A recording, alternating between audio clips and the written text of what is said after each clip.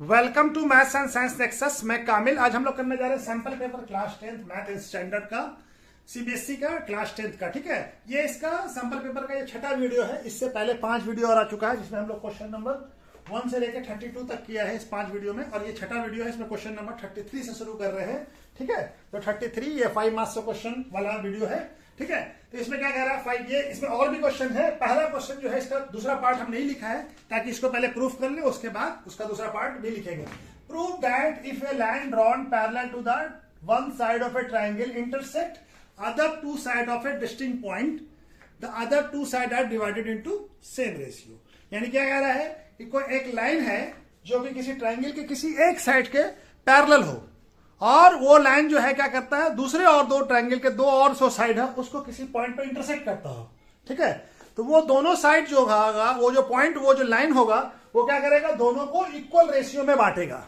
ठीक है ना, तो ये कौन सा थ्योरम है? ये हमारा थ्योरम। चलिए हम समझा देते हैं। ये है ट्राइंगल, ये मान लिया कि ये एबीसी ट्राइंगल है। ठीक है ना, इसका बनाते हैं, पहले समझा देते हैं कि क्या है। ये डी और ई है, और ये क्या है, ये दोनों लाइन पैरेलल है।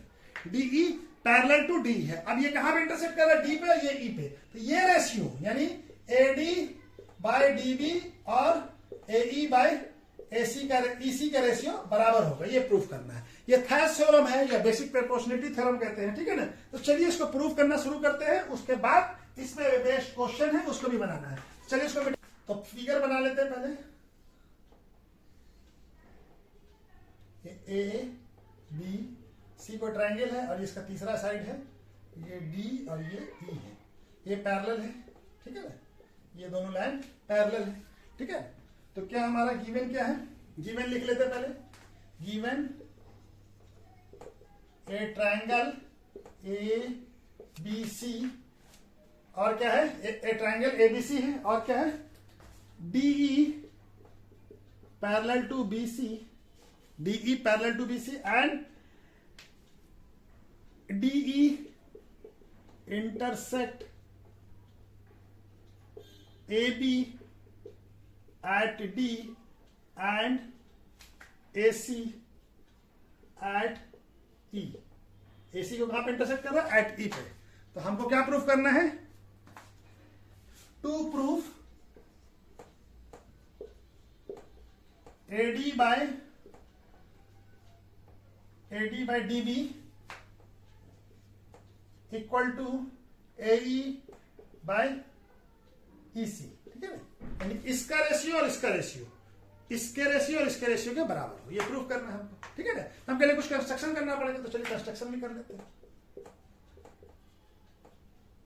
कंस्ट्रक्शन में क्या करते हैं? ज्वाइंट बीई एंड सीडी, इस दोनों को ज्वाइन कर लीजिए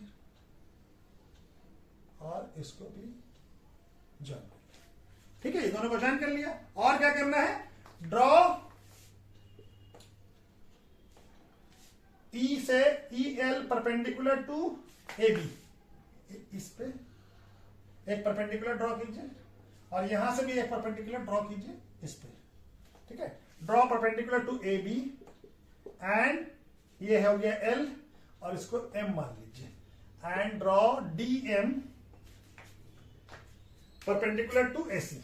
ठीक है, एसी पे परपेंडिकुलर। अब हमारा ये हो गया। अब हमको प्रूफ शुरू करना है। ठीक है ना, चलिए तो प्रूफ समझना शुरू करते हैं। तो प्रूफ, अब हमारा प्रूफ शुरू। पहले क्या निकालते हैं? ट्राइंगल एडीई का area of A triangle ADE, यानी एडीई कौन सा हो गया? ये वाला ट्राइंगल। ठीक है, इसका एरिया निकालते हैं। इसका एरिया क्या हो गया? ईएल क्या है? परपेंडिकुलर है।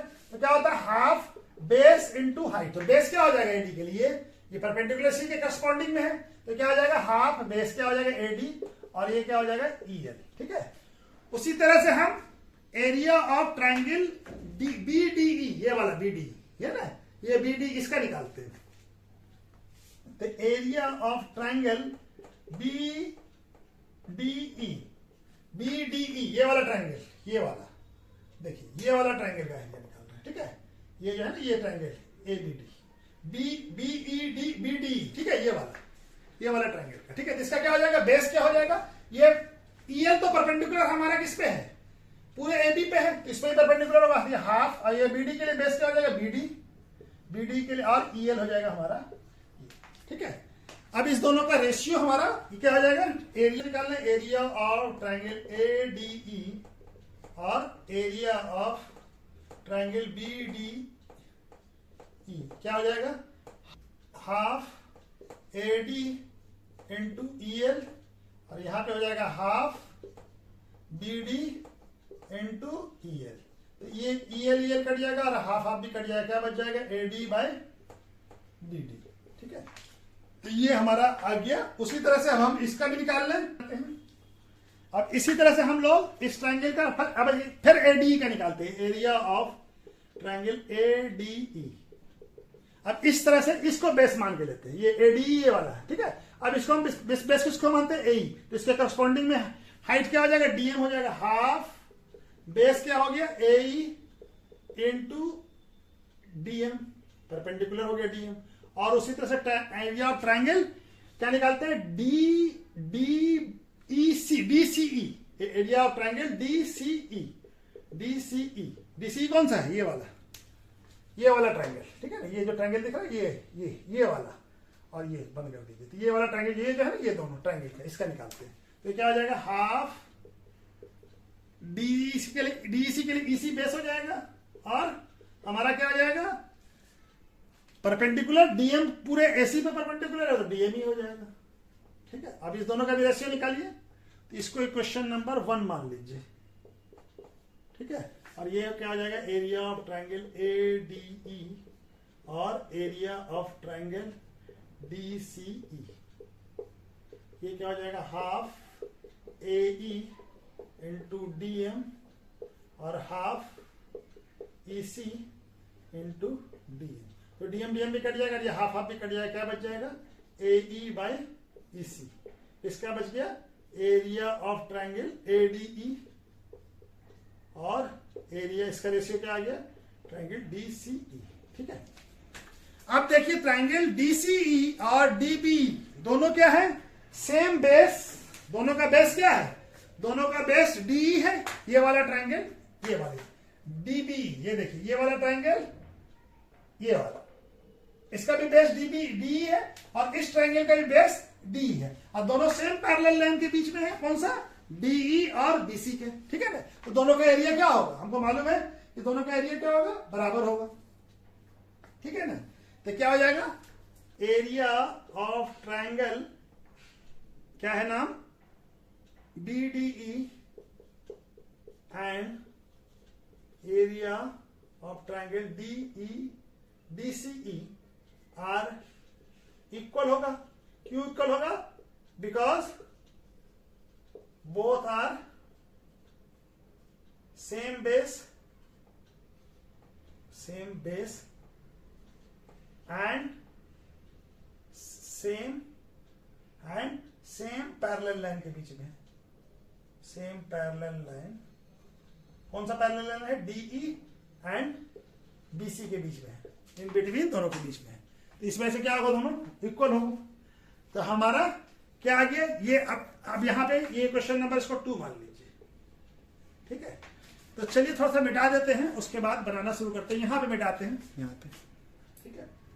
आ गया ये हमारा इक्वेशन 1 फ्रॉम इक्वेशन 1 एंड 2, और 1 और 2 से देखिए, ये दोनों हमारा एडीई और यहां भी एडीई है, ठीक है। और यहां पे क्या हो गया, बीडीई और ये डीसी दोनों बराबर हो गया। तो फ्रॉम इक्वेशन 1 2 क्या हो जाएगा, यानी ये दोनों का रेशियो और ये दोनों ट्राइंगल बराबर हो गया। इस दोनों का भी रेशियो क्या हो जाएगा, area of A B D E equal to area of B C E है बराबर। ये हम प्रूफ कर लिया कि दोनों सेम पैरेलल लाइन और सेम बेस में के बीच में है, सेम बेस और पैरेलल लाइन के बीच में, तो इसीलिए दोनों का एरिया बराबर होगा।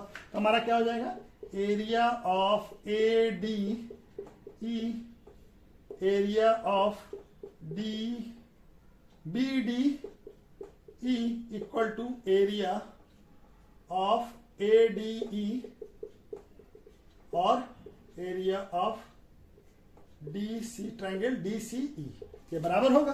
तो इसका वैल्यू कितना आया है, इसका आया है A D by B D, और इसका वैल्यू क्या आया है, ए ई बाय EC, ठीक है। तो ये तो हमको प्रूव करना था। 33 का ही पार्ट है, ये पार्ट हमने लिखा था, पहले उसको प्रूव किया, उसके बाद अब ये बना रहे हैं। तो क्या कह रहे हैं, hence in the triangle PQR prove that a line L intersect side PQ and PR of a triangle PQR at L and M respectively. माने ये ट्रायंगल हमारा PQR है, ठीक है, PQR है, कोई लाइन है L M टच कर रहा है, कोई लाइन L है, ठीक है। ये PR को कहां, PQ को कहां पे टच कर रहा है, L पे, और इसको M पे, और ये क्या है, LM पैरेलल है, ये लाइन पैरेलल है। तो पैरेलल है तो इसका मतलब इसका रेशियो और इस दोनों का रेशियो इस दोनों के रेशियो के बराबर होगा, ठीक है, इस दोनों के रेशियो के बराबर होगा, ठीक है। तो हमारा क्या दिया हुआ, PL का लेंथ दिया, PL कितना दिया हुआ 5.7, और PQ क्या दिया हुआ हमारा, PQ दिया हुआ है, PQ यानी पूरा लेंथ 15.2, और MR का वैल्यू दिया हुआ है, MR कितना है 5.5। तो हमको क्या है, PM का लेंथ, इसका लेंथ बताना, ठीक है। तो हमको पूरा लेंथ दिया हुआ, PQ का लेंथ दिया हुआ, तो PQ का लेंथ क्या हो जाएगा, PQ, तो हमारा LQ का लेंथ क्या हो जाएगा, LQ का लेंथ हो जाएगा PQ माइनस PL। तो PQ का लेंथ कितना 15.2 सेंटीमीटर माइनस PL का लेंथ कितना 5.7 सेंटीमीटर। तो ये घट के कितना हो जाएगा, ये हो जाएगा 0.5 और ये हो जाएगा 9.5। इसका वैल्यू आ गया LQ, यानी इसका वैल्यू आ गया 9.5। तो हमारा क्या है, by Thales theorem, by Thales theorem, अभी जो हम लोग प्रूफ किया है थायस थ्योरम, क्या हो जाएगा, PL by LQ equal to क्या हो जाएगा, PM बाय MR। तो PL का वैल्यू हमको दिया हुआ है और हम LQ का वैल्यू निकाल चुके हैं। तो PL का वैल्यू कितना है हमारा 5.7 सेंटीमीटर और ये है 9.5 सेंटीमीटर, इसको भी सेंटीमीटर लिख लीजिए, ठीक है। इक्वल टू कितना है ये, हमारा MR PM का वैल्यू निकालना है और MR का वैल्यू हमको दिया हुआ है 5.5। MR इसको यहां ले आइए, 5.7 इंटू 5.5 और ये 9.5 और ये हमारा हो जाएगा PM, ठीक है। ये भी सेंटीमीटर है, तो ये डिस्मल हटाइए, यहां से भी डिस्मल हटाइए, यहां से हटाइए, यहां पे 10 लगा दीजिए और ये कट जाएगा। तो ये कितना हो जाएगा, 5 से काटा तो ये 11 और ये हो जाएगा 19 और ये 19 से 3 बार में कट जाएगा। हमारे पास क्या बच जाएगा, PM इक्वल टू, यहाँ पे लिख लेते हैं, ठीक है, PM इक्वल टू क्या आ जाएगा 33 बाय 10 सेंटीमीटर। तो कितना आ जाएगा 3.3 सेंटीमीटर। तो PM का लेंथ कितना आ जाएगा 3.3, PM का लेंथ कितना आ जाएगा 3.3, ठीक है। तो चलिए नेक्स्ट क्वेश्चन करते हैं। ये क्वेश्चन नंबर 34 क्या कह रहा है, ये हमारा सरफेस एरिया वॉल्यूम से है। From a solid right circular cone whose height is 6 centimetre and radius of base is 12 centimetre. एक सॉलिड सिलेंडर कोन है, इसका हाइट कितना दिया हुआ है, इसका हाइट जो है ये है हमारा 6 सेंटीमीटर और इसका रेडियस कितना दिया हुआ है, रेडियस है 12 सेंटीमीटर, ठीक है, 12 सेंटीमीटर। हमसे क्या कह रहा है, a right circular cylindrical cavity of a height, एक राइट सर्कुलर सिलेंड्रिकल पार्ट इससे काट लेते हैं और ऐसा काटते हैं, हाइट कितना है उसका 3 सेंटीमीटर एंड रेडियस कितना है 4 centimetre is hollowed out such at that base of a cone and cylindrical form concentric circle। यानी इससे हम काटते हैं ऐसा कि हमारा ये क्या हो जाए, ये कॉन्सेंट्रेटिक सर्किल बन रहा हो, ठीक है ना, ये है, ठीक है। ये हम इससे ये हॉलो आउट कर लेते हैं। अब इसका लेंथ कितना, ये तो 12 हो गया यहां से यहां तक। अब यहां से यहां तक कितना, ये इसका रेडियस कितना है, रेडियस है इसका 4 सेंटीमीटर और हमारा इसका हाइट कितना है, इसका हाइट है 3 सेंटीमीटर, ठीक है। तो अब हमको बताना है कि ये जो हॉलो आउट निकाल लिया इससे, तो इसके बचा हुआ जो हमारा है, इसका जो अब जो बचवा गया पार्ट, उसका find the surface area of a remaining solid in terms of pi, ठीक है ना। तो हमको पूरे सॉलिड का अब जो कोन ये सिलेंड्रिकल पार्ट कैविटी निकाल दिया है, अब इसके पास जो बचा, अब ये भी पार्ट हो जाएगा ओपन, सरफेस एरिया में आ जाएगा, ठीक है ना। तो पहले हमको क्या चाहिए, हमको दिया हुआ है, हम लोग मान लेते हैं radius of cone, radius of cone को क्या मान लेते हैं, आर, कैपिटल आर। कितना है ये, 12 सेंटीमीटर। और हाइट ऑफ कोन, इसको क्या मान लेते हैं, एच, कैपिटल एच। ये कितना है, 6 सेंटीमीटर। और रेडियस ऑफ सिलेंडर क्या हो जाएगा, रेडियस ऑफ सिलेंड्रिकल पार्ट क्या, आर मान लेते हैं इसको, स्मॉल आर। ये कितना दिया हुआ हमको, 4 सेंटीमीटर। और हाइट ऑफ द सिलेंडर क्या दिया हुआ है, ये एच मान लेते हैं, स्मॉल एच। ये कितना दिया हमारा, 3 सेंटीमीटर। ठीक है, हमको क्या चाहिए, स्लाइड हाइट चाहिए होगा, क्योंकि कर्व सरफेस एरिया निकालना है, सरफेस एरिया निकालना है। तो हमको इसका curve surface area, slide height of cone क्या होगा, उसको क्या मान लेते हैं, उसको एल मान लेते हैं। क्या होता है, √r² प्लस h², रेडियस का स्क्वायर प्लस हाइट। ठीक है, तो ये हमारा आ जाएगा, ये क्या आ जाएगा, ये √, r का वैल्यू कितना हमारा, 12 सेंटीमीटर का स्क्वायर प्लस हाइट कितना है, 6 सेंटीमीटर का स्क्वायर। 12 का स्क्वायर कितना होता है, 12 का स्क्वायर होता है 144 प्लस 36, ये आ जाएगा सेंटीमीटर स्क्वायर। ये कितना आ जाएगा, 180 सेंटीमीटर स्क्वायर अंडर रूट में। ठीक है, अंडर रूट तो 180, 9 का निकल 9 और अंडर रूट 20, ये आ जाएगा सेंटीमीटर। कितना आ जाएगा, सेंटीमीटर। 3√20 सेंटीमीटर। किसका आ गया, एल का वैल्यू। तो हमारा अब हमको पूरे जो सॉलिड है, रिमेनिंग जो पॉली पार्ट है, रिमेनिंग सॉलिड का हाइट, ये सरफेस एरिया क्या होगा, total surface area of remaining solid, जो बचा हुआ सॉलिड है, तो निकाल लिया कैविटी, तो क्या आ जाएगा, area of curve surface area यानी CSA ऑफ कोन। ठीक है, plus area of circular part, area of base of cone, plus CSA curve surface area of cylindrical. ठीक है, ये हो जाएगा, ये हमारा आ जाएगा। ठीक है ना, अब सबका वैल्यू पुट कर दीजिए। तो curve surface area of cone क्या होता है, πr_l, और यहां पे एरिया ऑफ बेस क्या हो जाएगा, πr², और ये हो जाएगा 2πrh। ठीक है, अब हमारे पास तो पाई के टर्म में ही लिखना है, तो पाई कॉमन ले लीजिए, सब में पाई है। आर का वैल्यू कितना है, आर का वैल्यू है 12, तो 12 सेंटीमीटर। एल का वैल्यू कितना है, एल का वैल्यू हमने निकाला, ये है 3√20 सेंटीमीटर प्लस, अच्छा ये सो भी हम कॉमन निकाल चुके ना, r²। आर क्या है, कैपिटल आर क्या है 20 प्लस, अब यहां पे क्या बच गया हमारे पास, अगर हम पाई लिखते तो 2RH, तो 2r, r का वैल्यू कितना है, प्लस में है, ये यहां से प्लस, हाँ यहाँ पे ये सभी एक साथ ब्रैकेट में है। 2 का वैल्यू कितना हो जाएगा, 2 पाई तो निकाल लिया, r कितना है, स्मॉल r कितना है, 4 सेंटीमीटर, और h कितना है, 3 सेंटीमीटर। अब इस सबको वैल्यू को कैलकुलेट कर लीजिए। ठीक है, ये कैलकुलेट करें तो कितना हो जाएगा, ये पाई, और ये हो जाएगा 12 × 3 36 √20 सेंटीमीटर स्क्वायर, प्लस ये कितना हो जाएगा 144 सेंटीमीटर स्क्वायर, प्लस अब ये दोनों मल्टीप्लाई हो कितना हो जाएगा 2 × 4 8 8 × 24। ठीक है, अब इन सबको हम लोग क्या करें, तो surface area of remaining solid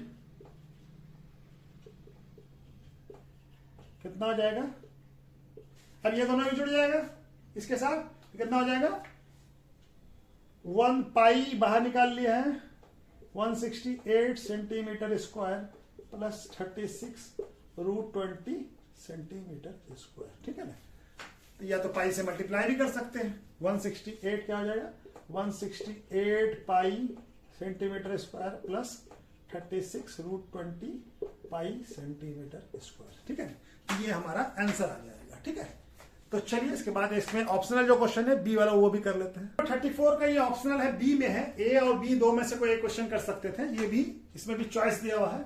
क्या कह रहा है, an empty cone of A radius 3 centimetre और हाइट कितना है 32 centimetre is field with ice cream. such that lower part of a cone, जितना lower part कितना है, which is 1/6 of the volume of the cone is unfilled, यानी खाली है वो. But a hemisphere formed on top of a hemisphere formed.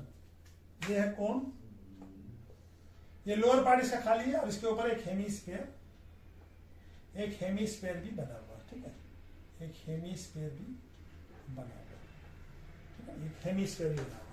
तो हमको बताना है, और ये जो लोअर पार्ट है जो कि 1/6 है वो खाली है. ठीक है ना. तो हमारा क्या है, हमको बताना है कि कितना वॉल्यूम ऑफ आइसक्रीम का वॉल्यूम बताना है. ठीक है ना. हमारा कोन का रेडियस क्या होगा, रेडियस ऑफ कोन कितना है, 3 centimetre. Her height of cone ये कितना है, 12 सेंटीमीटर.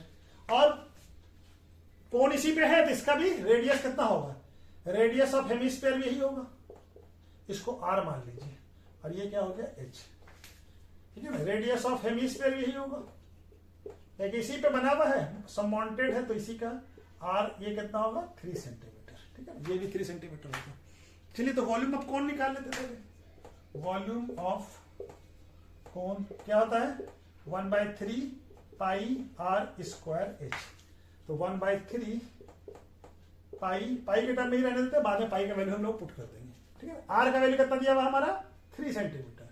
3 सेंटीमीटर का स्क्वायर, और एच कितना है, 12 सेंटीमीटर. तो ये कट जाएगा 4, और ये कितना हो जाएगा, पाई इंटू 9 इंटू 36. तो 36 सेंटीमीटर स्क्वायर, यानी 36 पाई सेंटीमीटर स्क्वायर आ गया. ठीक है ना.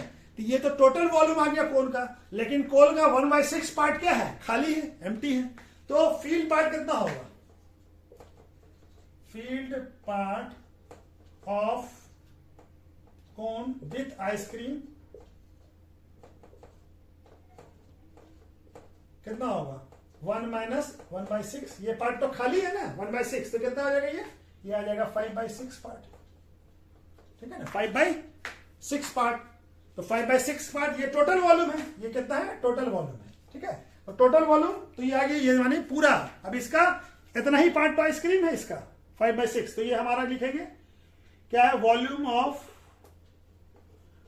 आइसक्रीम इन कोन कितना हो जाएगा, 5/6 into total volume of cone. ठीक है ना. कितना आ जाएगा, 5/6 इंटू 36 पाई सेंटीमीटर स्क्वायर. ये कट जाएगा 6 से, कितना आ जाएगा, 30 पाई सेंटीमीटर स्क्वायर. तो ये वॉल्यूम ऑफ आइसक्रीम इन कोन हो गया. अब हमारा वॉल्यूम ऑफ हेमिस्फीयर निकाल लीजिए.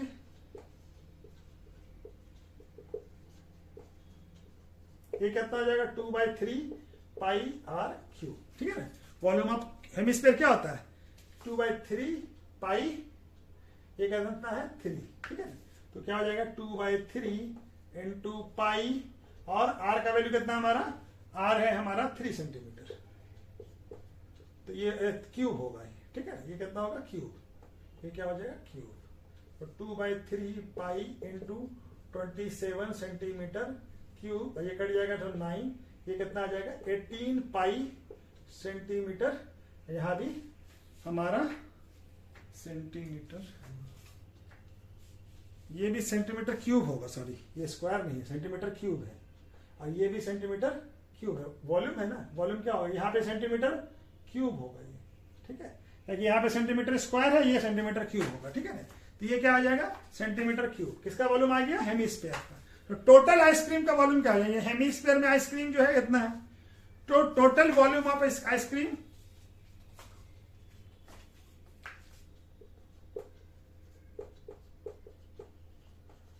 आइसक्रीम क्या हो जाएगा, volume of ice cream in cone plus volume of hemisphere में जो आइसक्रीम है, ये दोनों को जोड़ देंगे तो हमारा आ जाएगा. कितना वॉल्यूम है, ये है हमारा, क्या हो जाएगा, total volume of ice cream equal to कितना हो जाएगा, 30 pi centimetre cube plus 18 pi centimetre cube. तो ये हमारा वैल्यू कितना हो जाएगा 48 पाई सेंटीमीटर क्यूब। तो 48 पाई का वैल्यू हमको क्या लेना है 22/7 22/7 48 इंटू 22/7 सेंटीमीटर क्यूब।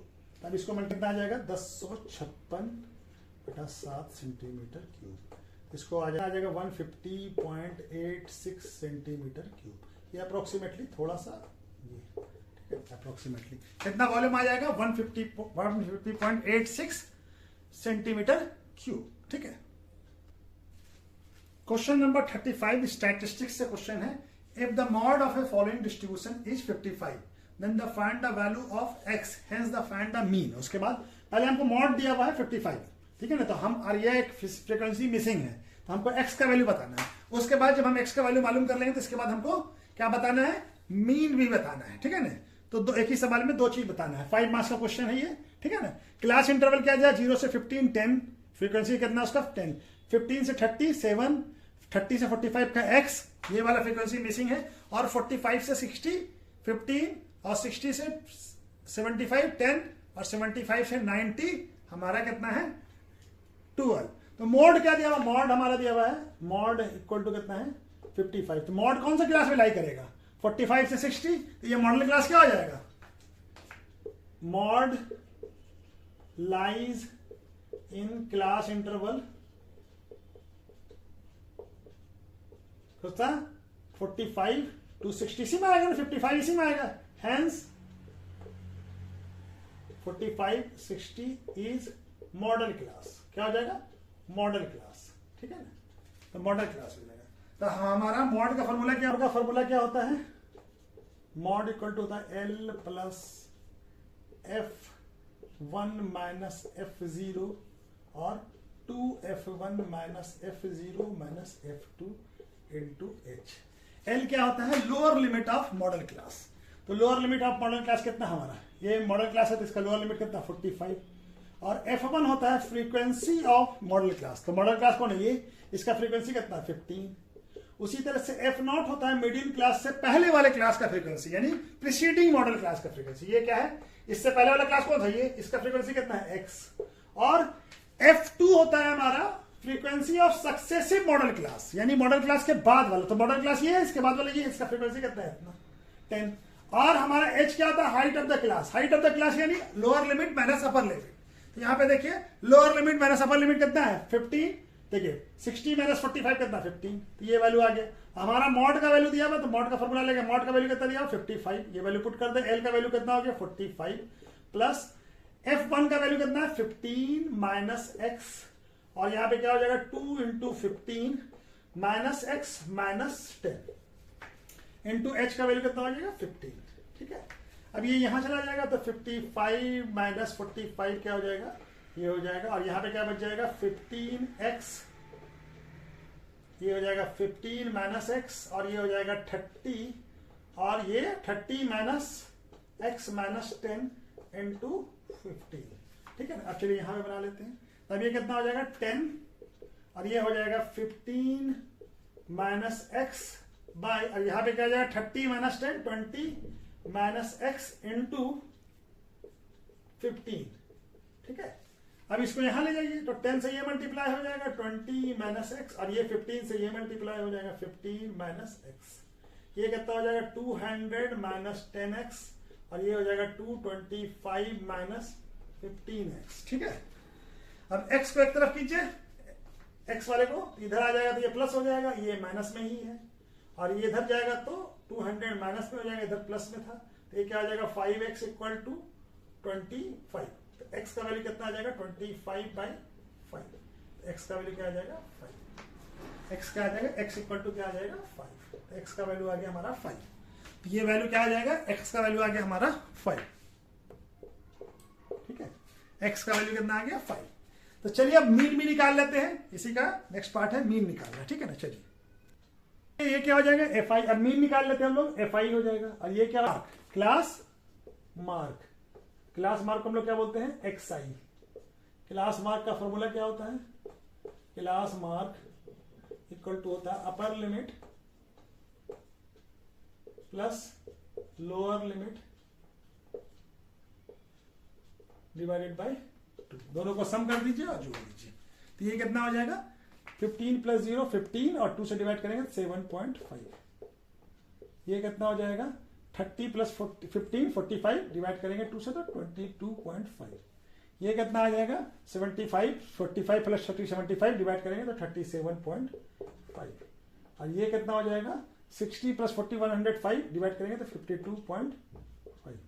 और ये हो जाएगा हमारा 60 प्लस 75 135 को 2 से डिवाइड करेंगे 67.5। और ये आ जाएगा हमारा 75 प्लस 90 165 को डिवाइड करेंगे तो 82.5। अब इसके बाद हमारा क्या होगा FI XI मल्टीप्लाई करेंगे, इस दोनों को मल्टीप्लाई करके यहां पे हम लोग लिखेंगे FI इंटू XI। ठीक है, तो ये हमारा FI इंटू XI हमारा ये क्या आ जाएगा 75 को 10 से मल्टीप्लाई करेंगे कितना आ जाएगा 75। ठीक है, अब इसको 7 से मल्टीप्लाई करेंगे तो कितना आ जाएगा 157.5।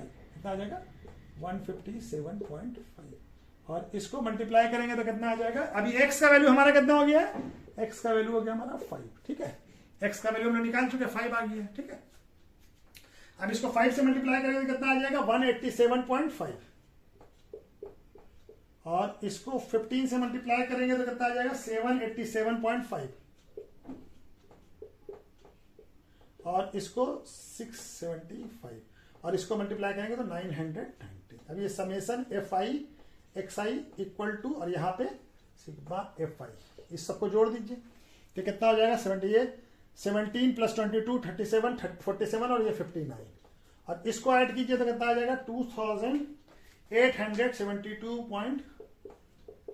ठीक है, अब हमारा मीन का फॉर्मूला क्या होता है, मीन इक्वल टू होता है sigma FI XI by sigma FI।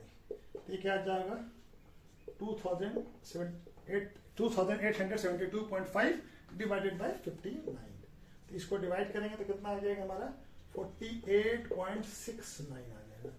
Mean का वैल्यू क्या आ जाएगा 48.69। ठीक है ना, ये हमारा मीन निकल गया। ठीक है, तो चलिए नेक्स्ट क्वेश्चन एक बचा हुआ उसको भी, इसका जो बी पार्ट है उसको भी। ये 35B है, ऑप्शनल था A कीजिए या B कीजिए। ठीक है ना, चॉइस था हमारा ऑप्शन में। क्या कह रहा है 35B में survey regarding height in centimetre of 31 girls of a class 10th of a school was conducted on the following data were observe. ये डाटा है हमारा लेस देन टाइप डाटा है, यानी height of less than 140 height जो है less than 140 कितने student का है, 10 का है, 4 का। और लेस देन 145 11 का, लेस देन 150 29 का, लेस देन 155 40 का, और लेस देन 160 46 का, लेस देन 160 51 का। यानी ये जो हमारा क्या है, ये कम्युनिकेटिव फ्रीक्वेंसी हो गया। ठीक है ना, ये क्या हो गया कम्युनिकेटिव फ्रीक्वेंसी हो गया। ठीक है ना, लेस देन यानी ये 145 में क्या आ जाएगा 140 भी आ जाएगा। ठीक है ना, 150 में 150 वाला भी हाइट आ जाएगा, क्योंकि लेस देन सब आ जाएगा। तो हमारा फ्रीक्वेंसी निकालना होगा पहले, ये तो कम्युनिकेटिव फ्रीक्वेंसी हो गया। ये क्या हो गया कम्युनिकेट, हमको क्या बताना है, हमको क्या मीडियन निकालना है। Find the median height of the girls if, और दूसरा क्वेश्चन क्या है, if mod of the above distribution, mod कितना दिया हुआ 148.05, find the mean using empirical formula. Empirical formula लगा के आपको मीन निकालना है। इसका क्लास इंटरवल बना ले, तो क्लास इंटरवल क्या हो जाएगा हमारा क्लास इंटरवल। तो ये क्या है less than class interval, class interval. ठीक है ना, क्लास इंटरवल क्या हो जाएगा लेस देन 40 140। यहाँ देखिए 5 का इंटरवल है तो 5 का इंटरवल निकाल लेते हैं, तो 135 से लेके 140। ठीक है, कंटिन्यूस डाटा में। और ये कितना हो जाएगा 140 से 145, और ये हो जाएगा 145 से 150, और ये हो जाएगा 150 से 155, और ये हो जाएगा 155 से 160, और ये हो जाएगा 160 से 165। ये लेस देन डाटा दिया था, हमको उसको क्लास इंटरवल बना लिया। अब हमारा ये क्या है, ये कम्युनिकेटिव फ्रीक्वेंसी है, तो हमारा फ्रीक्वेंसी क्या हो जाएगा, इसी से फ्रीक्वेंसी निकाल ले। तो फ्रीक्वेंसी ये कितना, इसका तो 4 ही होगा। अब इसमें क्या हो जाएगा 11 - 4, ये कम्युनिकेटिव फ्रीक्वेंसी है, तो 11 - 4 तो कितना आ जाएगा 7।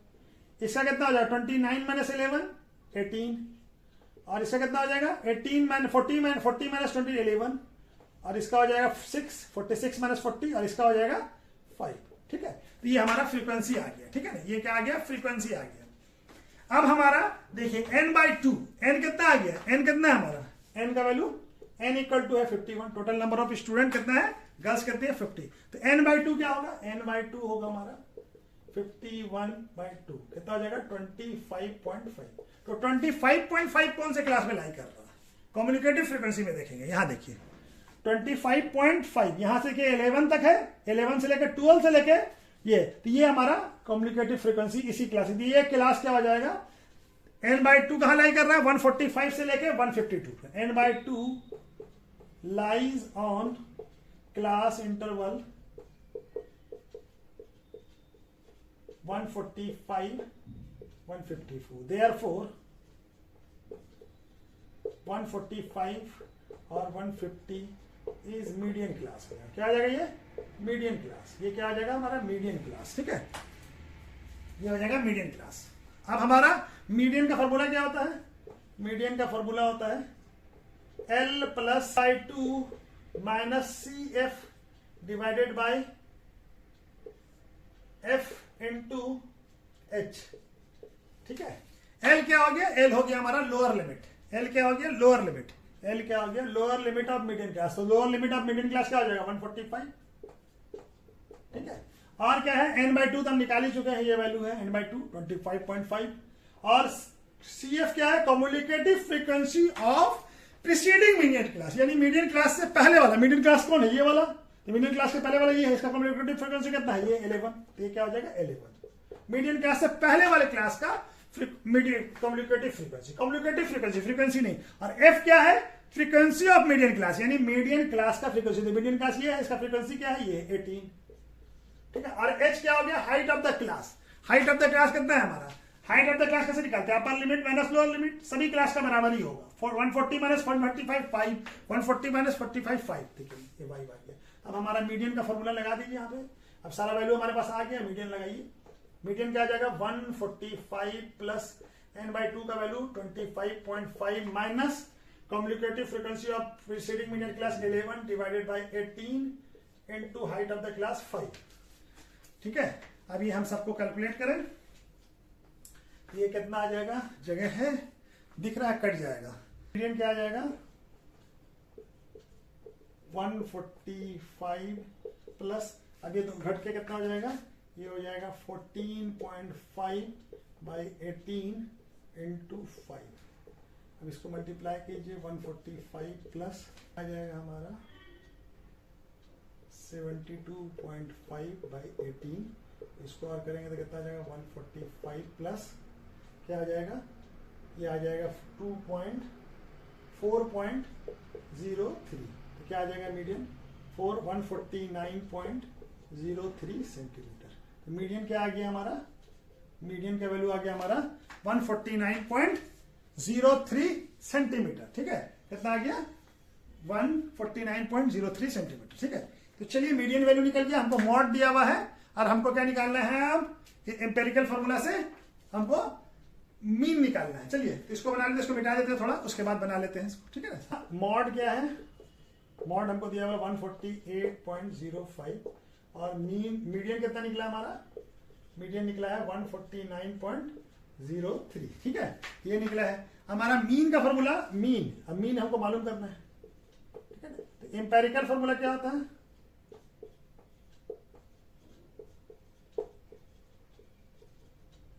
क्या होता है, 3 median, empirical formula 3 median equal to mode plus 2 mean, ठीक है, और 2 मीन इक्वल टू क्या हो जाएगा 3 मीडियन